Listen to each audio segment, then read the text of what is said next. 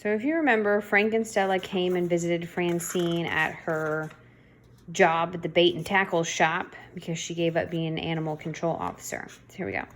Former animal control officer Francine Poulet stood in the darkness on Deckawoo Drive. She had a net. Her hands were trembling. The net was moving up and down and swaying back and forth. Frank was standing at Francine's side.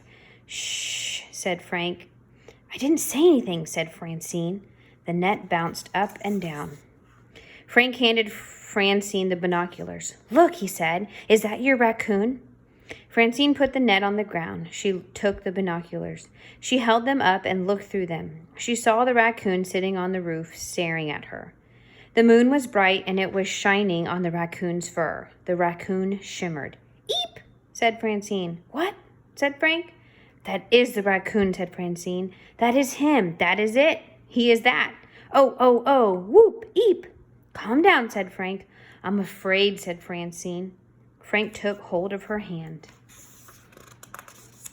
"That doesn't help," said Francine. Frank squeezed her hand very hard. "Okay," said Francine. "Maybe it helps a little."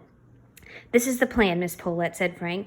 "I will hold the ladder, and you will climb up it, and you will take your net with you. You will capture the raccoon with your net, just as you have captured other raccoons with your net. Remember, you have 47 trophies." 47, said Francine in a voice of wonder. "You got into a staring contest with a bear, and you won," said Frank. "I did?" said Francine. "You did," said Frank. "Climb the ladder, Miss Poulet." "Okay," said Francine. "I will climb now." Francine grabbed hold of the ladder. She took a step up and then another step up. She tried to hum, but she couldn't remember how.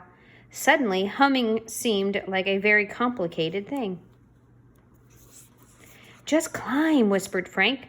So Francine climbed. She climbed some more, and suddenly there she was, standing on the roof, her whole body trembling like a tiny leaf in a ferocious November wind.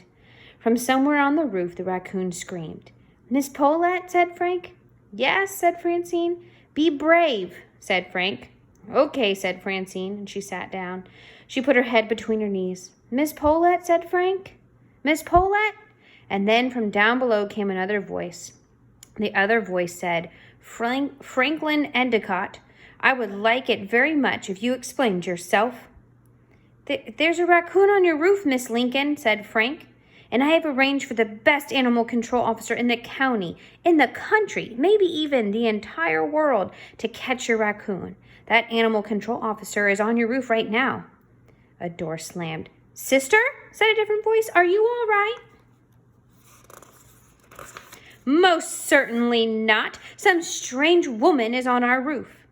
Francine raised her head from her knees. She peeked over the edge of the roof. There were two old women in bathrobes staring up at her.